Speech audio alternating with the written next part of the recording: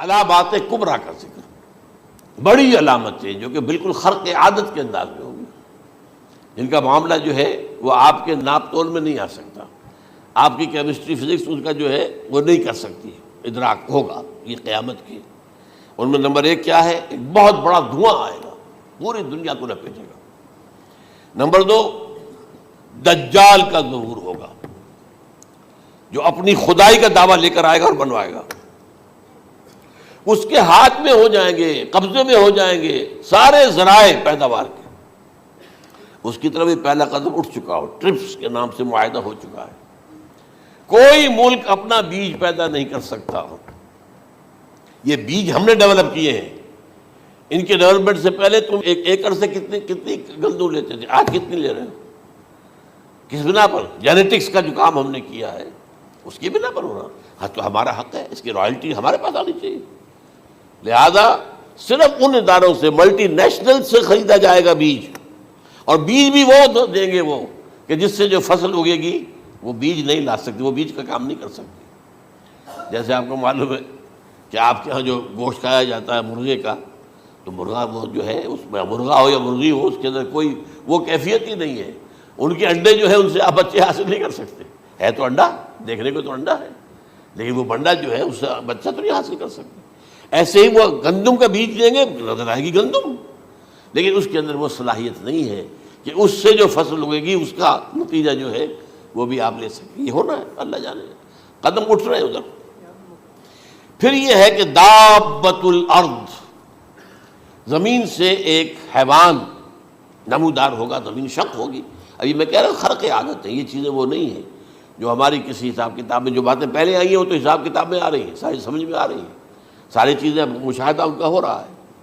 لیکن یہ ہے کہ دابۃ الارض، یہ کہتے ہیں کہ کوہ صفا، اس میں تو نہیں ہے حدیث میں، کوہ صفا پھٹے گا اور اس میں سے ایک حیوان دابہ وہ ظاہر ہوگا، تو اسی لیے فرمایا ہے وَإِذَا وَقَعَ الْقَوْلُ عَلَيْهِمْ أَخْرَجْنَا لَهُمْ دَابَّةً مِّنَ الْأَرْضِ تُكَلِّمُهُمْ، تو ہم اندر سے پیٹ کے چیر کر زمین کے پیٹ کو ایک حیوان کو برآمد کریں گے جو انسانوں سے بات کرے گا، گفتگو کرے گا۔ نمبر 4، طلوع الشمس من المغرب، یہ بھی خرق عادت، سورج تو طلوع ہوتا ہے مشرق سے، غروب ہوتا ہے مغرب میں، لیکن اس وقت معاملہ الٹا ہو جائے، یعنی جو کائنات کے اندر جو گڑبڑ ہوگی کچھ سمجھ میں بات آتی ہے کہ یہ معاملہ جو ہے یہ تو اس پورے سولر سسٹم کو اگر بدل دیتے ہیں تو مشرق مغرب ہو جانا، مغرب مشرق ہو جانا، یہ سمجھ میں آنے والی بات ہے۔ اس کے بعد ہے عیسیٰ ابن مریم کا نزول، جس کے بارے میں آج میں نے گفتگو کی ہے تفصیل سے۔ یہ نزول ہونا ہے، یہ علامات قیامت میں سے حضور نے بیان فرمایا ہے، اور قرآن مجید کی جو اصطلاحات ہیں اس کے حوالے سے میں نص قطعی جو ہے وہ میں آپ کے سامنے رکھ چکا ہوں۔ پھر یاجوج ماجوج کا ایک معاملہ ہے، یہ میں ابھی اس وقت زیادہ اس پر بات نہیں کر سکتا۔ حضرت عیسیٰ علیہ السلام کے نزول کے بعد دو کام ہوں گے،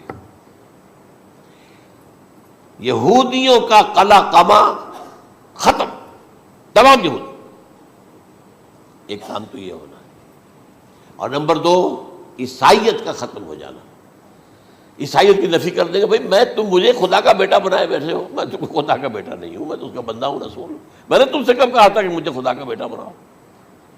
نمبر 2 یہ کہ وہ خنزیر کو قتل کر دیں گے، یعنی یہ تم نے خنزیر کب سے کھانا شروع کر دیا؟ میں تو تم کو نکاح اجازت دے کر گیا تھا، یہ تو شریعت موسوی میں حرام تھا، اور میں کہہ کر گیا تھا کہ یہی شریعت تم پر لاگو رہے گی، ہاؤ کم تم نے کیسے یہ؟ آج بھی بہت سے رومن کیتھولکس جو ہے وہ سور نہیں کھاتے، وہ اس میں ہے ان کے اندر کچھ نہ کچھ بعض جو ہے جو حضرت عیسیٰ کی تعلیمات کا کچھ اثر ان کے ہاں ہے۔ میں تو ایک مرتبہ، یہ 1971 کی بات ہے، 4-5 دن کے لیے برسلز میں رکا تھا، اس لیے کہ وہاں مجھے ایک صاحب نے خط لکھا تھا کہ وہاں ایک نوجوان ہے، ابھی اس ایمان لایا ہے، اور اس کے کچھ مسائل ہیں، ہم کوشش کر رہے ہیں ان کے مسائل حل کریں، آپ بھی جا رہے ہیں۔ میں انگلینڈ جا رہا تھا تو واپسی پر آپ ان کے یہاں چند دن ٹھہرے، میں حیران ہوا، ویسے اس نے مجھے اپنے گھر ٹھہرایا نہیں، اس لیے کہ ماں باپ تو اس کے کرسچن تھے، اور پولیس کا چیف آفیسر اس کا باپ تھا، چیف آف پولیس فورس۔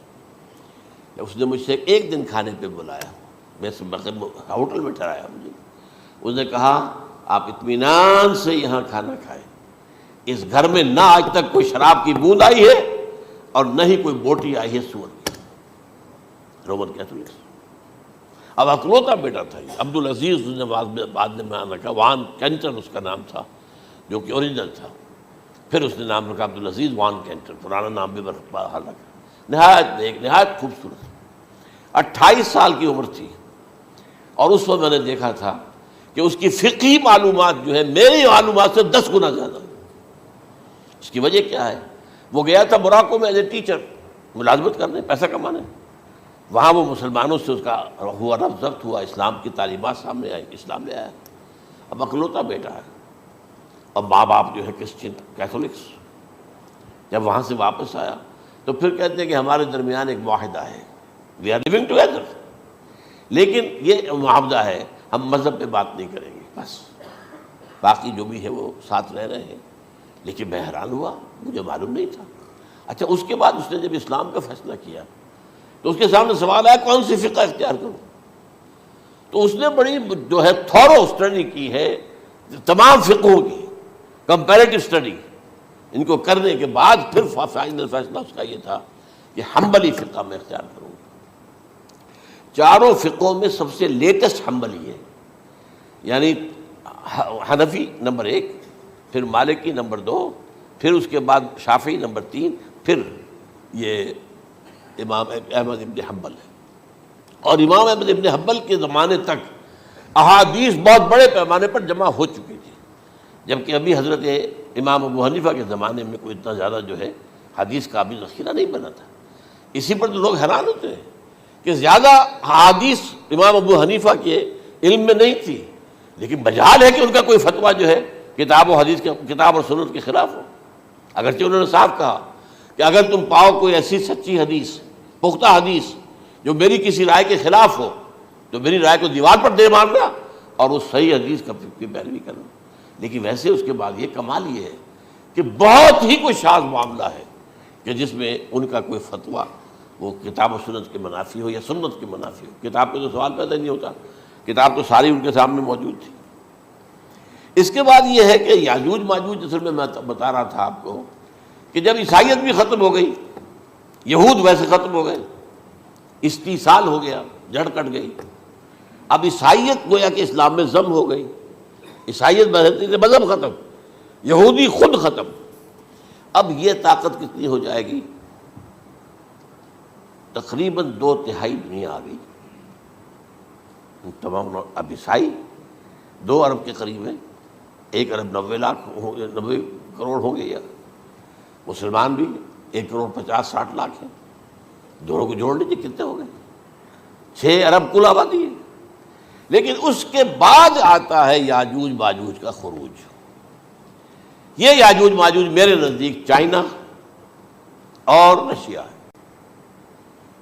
ان کی مجموعی طاقت اتنی ہوگی اور یہ اس طرح آئیں گے ہر اونچائی پر سے اترتے ہوئے، پھسلتے ہوئے. جیسے 1962 میں جب وار ہوئی تھی بٹوین چائنا اینڈ انڈیا 1962 میں، تو وہ اس وقت کا نقشہ مجھے آج بھی اخبارات میں پڑھتا تھا تو یاد، waves after waves of Chinese soldiers were coming down the slopes of Himalayas. یہ تو وہ ہے نا جن کی تعداد کا کوئی حساب نہیں ہے. اور رشیا اور یہ مل کر جو ہے، میرا اندازہ یہ ہے کہ جب پہلے ملحمۃ العظمیٰ ہوگی وہ عیسائیوں اور مسلمانوں کے درمیان، اس وقت یہ دونوں پاورز نیوٹرل رہیں گی. لیکن غالباً یہ بات طے کر لیں گی کہ ویپنز آف ورلڈ جو ہے ماس ڈسٹرکشن، یہ استعمال مت کرنا. اگر یہ ویپنز آف ماس ڈسٹرکشن استعمال کرو گے تو ہم میدان میں آ جائیں گے. اس میں وہ جنگ جب ہو چکے گی، پھر حضرت عیسیٰ کو فتح حاصل ہو جائے گی، اور پھر یہ کہ یہودیت ختم ہو جائے گی، عیسائیت بطور مذہب ختم ہو کر اسلام میں ضم ہو جائے گا. پھر وہ 40 برس کا عہد حکومت ہے حضرت عیسیٰ علیہ السلام. لیکن جب یہ فتح ہو جائے گی ان پر، اب یاجوج ماجوج آئیں گے اور اتنی تعداد میں آئیں گے کہ بحیرہ طبریہ جو ہے اس کا سارا پانی پی جائیں گے. یہ تو اگر آپ کو کبھی اندازہ ہو یا کوئی آپ جانیں ان لوگوں کو جو ان چینیوں سے واقف ہیں، وہ کہتے ہیں زمین پر ہلتی ہوئی کوئی چیزوں سے وہ چھوڑی چھوڑ کے کھا جائیں گے. جہاں وہ جاتے ہیں ایز اے لیبرر، وہاں کے جو سارے کتے ہیں ختم، ساری بلیاں ختم، ہر شے، وہ جو سانپ کھاتے ہیں، ہر چیز کھاتے ہیں. اور یہ تمام ایسٹرن کنٹریز کے اندر ہوتا ہے، بڑی ڈیلیشیس ڈشز ہیں یہ، سانپ وغیرہ وغیرہ، اور یہ جس طرح کھا جائے، پانی پیا ایک قطرہ نہیں رہے گا اس پر. تو پھر جو ہے اللہ تعالیٰ اس وقت جو ہے اس میں ایک ایسی بیماری پیدا کرے گا یہ سب مر جائیں. یہ معجزے سے ہوگا، یعنی ان کے اوپر فتح جو ہے وہ عام لڑائی کے ذریعے سے نہیں ہوگی، بلکہ اس کے اوپر فتح جو ہوگی وہ اللہ تعالیٰ سے بوجھ، ایک بیماری پیدا ہوگی سب مر جائے گا. اور اس کے بعد اللہ تعالیٰ ایسے پرندے بھیجے گا بڑی لمبی لمبی گردنوں والے، وہ ان سب کو کھا جائیں گے. جیسے ہمارے ہاں گدھ ہوتے ہیں وہ ان کو صاف کر دیں گے. ورنہ تو یہ ہے کہ پوری دنیا کے اندر جو بدبو اور جو پیدا ہوتا معاملہ اس سے، تو اس نوع انسانی کی بقا ممکن نہیں تھی. ان کے خاتمے کے بعد پھر یہ ہوگا کہ حکومت اسلامی جو ہے پوری دنیا میں حضرت مسیح علیہ السلام کی ہوگی. 45 برس وہ رہیں گے، اسی میں وہ کہلن بھی آ جائے گا، وہ فی المہد و کہلن جو میں نے شروع میں بیان کیا تھا. اسی میں پھر یہ ہے کہ وہ شادی بھی کریں گے، ان کی اولاد بھی ہوگی، اور پھر ان کا انتقال ہوگا تو حضرت حضور صلی اللہ علیہ وسلم کے حجرے میں، وہیں پر جہاں حضور اور ابو بکر اور عمر رضی اللہ تعالیٰ عنہم دفن ہیں، وہیں پہ ان کو دفن کیا جائے گا. اور قیامت کے دن حضور فرماتے ہیں کہ میں اور یہ تینوں ساتھ نکلیں گے. تو یہ ہے والات و واقعات. بہرحال اس میں یہ ہے کہ یہ نوٹ کر لیجئے کہ جہاں تک ہمارے ہاں آج کل کا معاملہ ہے، میرے نزدیک میں یہ کہنے پر مجبور ہوں، جو رفع و نزول مسیح کو نہیں مانتا وہ کم سے کم منکر حدیث ضرور ہے. میں اس سے کم کا فتویٰ نہیں دے سکتا. اب یہ ہے کہ جو لوگ مہدی کو نہیں مانتے ان کا معاملہ میں مختلف سمجھتا ہوں. چند منٹ لے رہا ہوں آپ کے اور اس لیے کہ ان کی حدیثیں صحیحین میں نہیں ہیں، بخاری مسلم میں نہیں. اور یہ کہ بہرحال ان کا معاملہ جو ہے وہ ایسا نہیں ہے حضرت عیسیٰ کا. حضرت عیسیٰ کے آنے کا جو کچھ ہوگا وہ تو میں نے آپ کے سامنے بیان کر دیا. لیکن یہ ہے کہ حضرت مہدی ہمارے نزدیک اس میں خرق عادت کوئی ہے ہی نہیں.